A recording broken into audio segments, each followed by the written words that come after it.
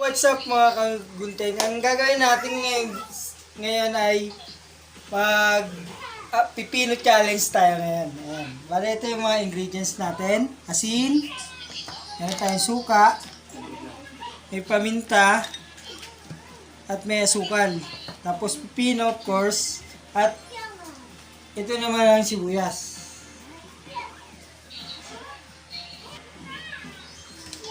So ilalagay na natin dito yung sibuyas. Tingasin muna. Mamaya natin timplahan sa kasukal. Tapos ito, iiwan na natin ang pipino.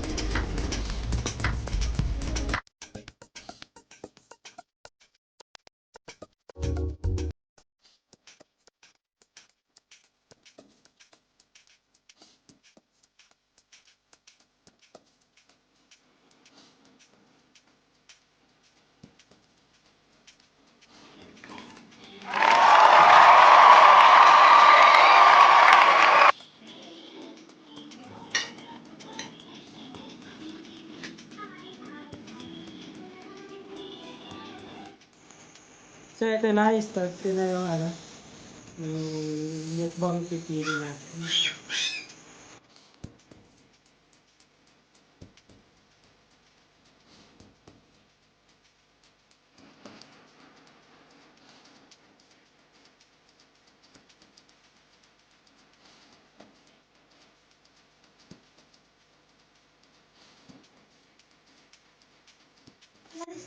Habang kumakain tayo mga kagunting, bali. Ikikwento ko sa inyo kung paano nagsimula yung pagiging magugupit ko or senior stylist. Yeah! Parang simula nito parang parang aksidente kasi nung grade grade 5 ako, pag uwi ko, galing ako school, pag uwi ko, nadaanan ko yung pinsan ko. Ginugupitan niya yung pinsan niya. So ako naman, nagmamarunong. Sabi ko sa pinsan ko, hindi ganyan yung tamang hawak ng gunting sa suklay. Tapos ang ginawa ng pinsan ko, binigay sa akin yung gunting sa suklay. Ako tumapos ng gupit. So, first time ko mahawak ng gunting at suklay, nagandahan naman yung yung pinsan niya. So, nagpagupit din sa akin yung kapatid niya. Kapatid nung ginugupitan niya.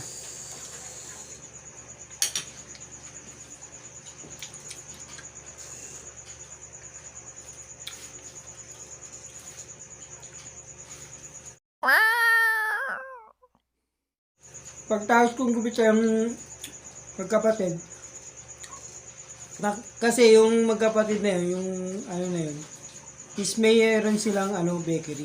Ang mga tauhan nila, nagustuhan din nila yung gupit ko. So, nagpagupit din sa akin. Start nun, naniningil na ako ng 5 piso. Boom! Doon sa lugar namin. Bali, yun, mga 1990 siguro or 1991 yung taon na yun. So, simula nun, nagugupit na ako hanggang sa, pero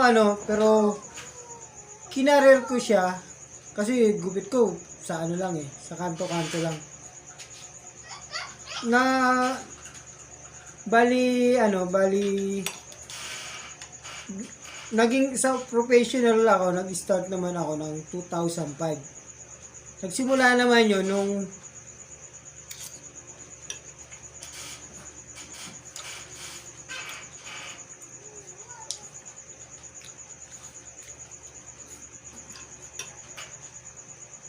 yung mother ko kasi, ako yung nagsimula nung natuto ako magupit, ako nagugupit sa kanya. Tapos yung mother ko is isang vendor. Yung bali yung pwesto niya is andun sa harap ng salon. So one time,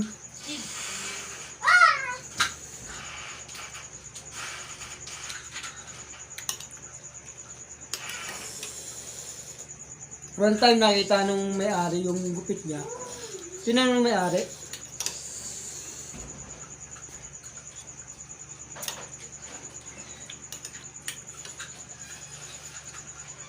kung sino yung nagupit. Tapos sinabi ng mother ko na ako, kasi kailangan na rin ako kasi pag kailangan pa masahe papasok sa pabrika. Sa pabrika ako noon, nung time na yun, pabrika ako. Dumadaan ako sa kanya para manghiram ng pamasahe. Nung araw na yun, nung tinanong siya kung sino nagupit, finish contract na ako noon sa pabrika. Sa Clover Chips ako that time nagtatrabaho sa paggawaan ng clover. Yun ako nagtatrabaho dati.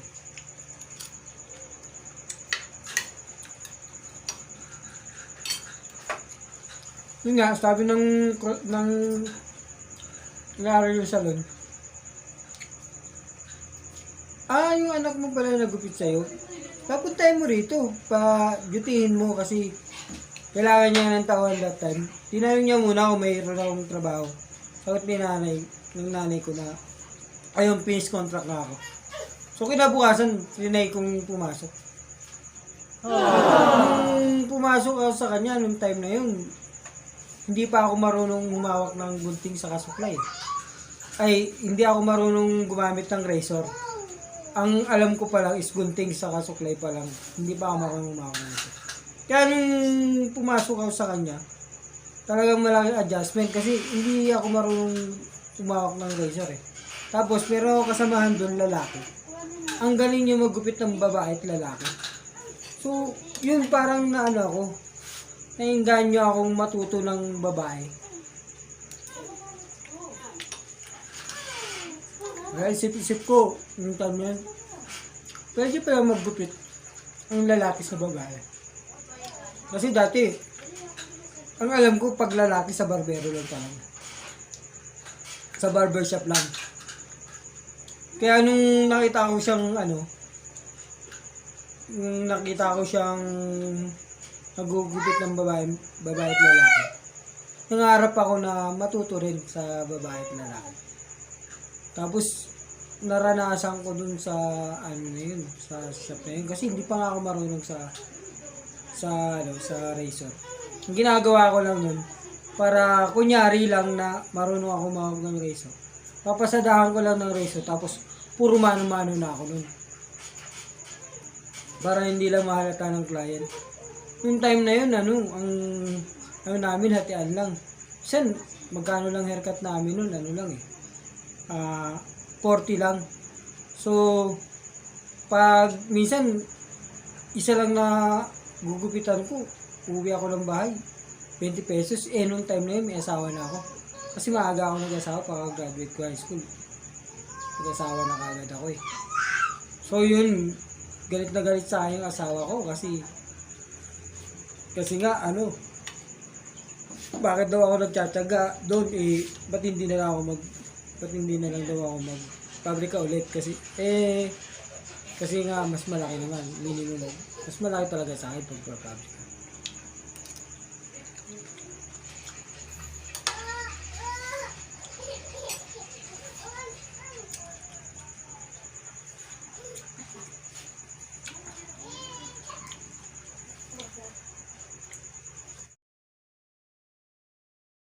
Pero nagtiyaga ako hanggang matuto ako yung babae at lalaki. Tapos 3 months ako ron. After 3 months, meron naman kumuha sa akin na kapitbahay namin. Meron bagong tayong barber's salon. So magka-separate yung barber shop sa salon. So separate siya pero halos isang pwesto lang. So doon ako sa labas, barbershop. Tapos sa loob yung salon.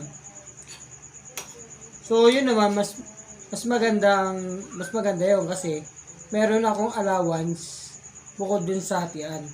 So medyo malaki-laki ang kitaan dun. So inaabot din ako ng 1 year dun. Kasi medyo marunong na ako maggupit ng babae at lalaki nun eh.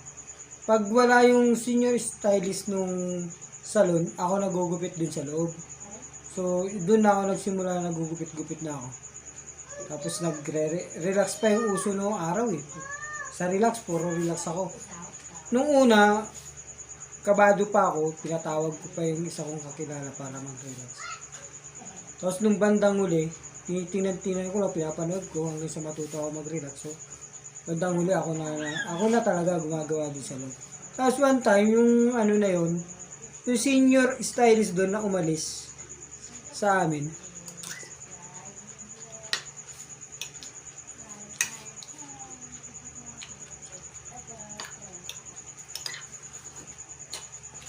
Pumasok ng F-Salon. Kailangan nila ng barbero ulit. So ang ginawa, pinasok nila ako sa F-Salon, pinasok ako. Sa barbero pa rin, pero doon kasi sa F-Salon, hindi pwedeng barbero ka lang. Kailangan naggugupit ka rin ng babae at lalaki.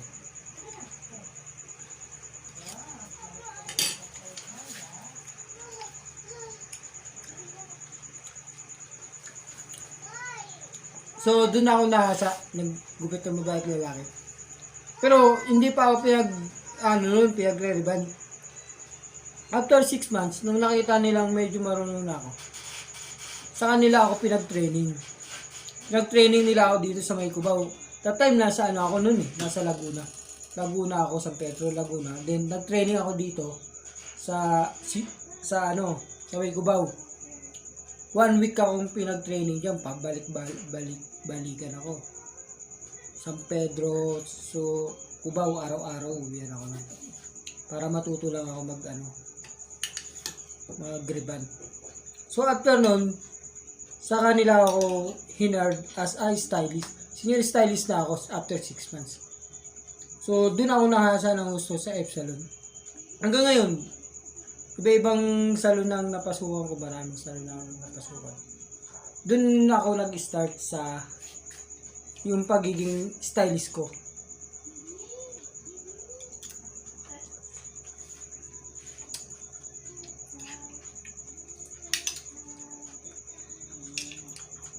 At tapos na yung kwento ko, hindi pa ubos yung ubusin natin kasi baka hindi maubos eh.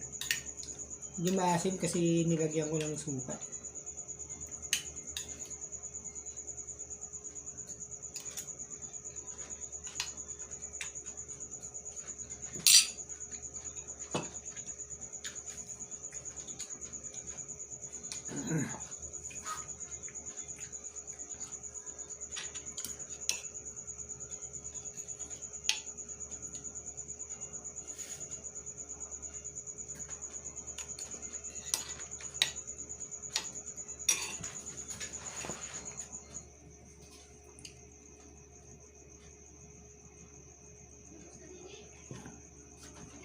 sobrang dami kong na-encounter dyan sa pagiging stylist. Naranasan ko yung, kasi hindi pa naman ako masyado marunong. Naranasan ko yung kukunin ng client yung gunting. Siya na lang daw tatapos.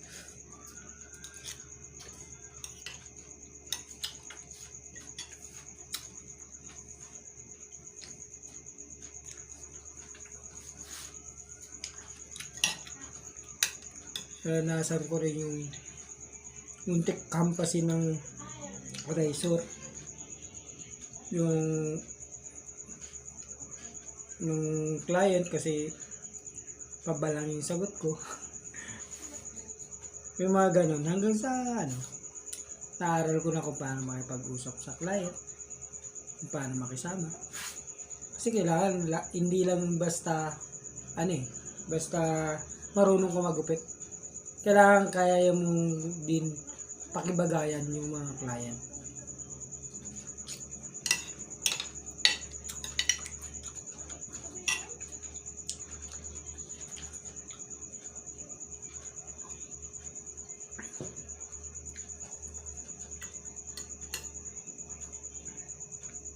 Yun, malapit siya. Tapos din.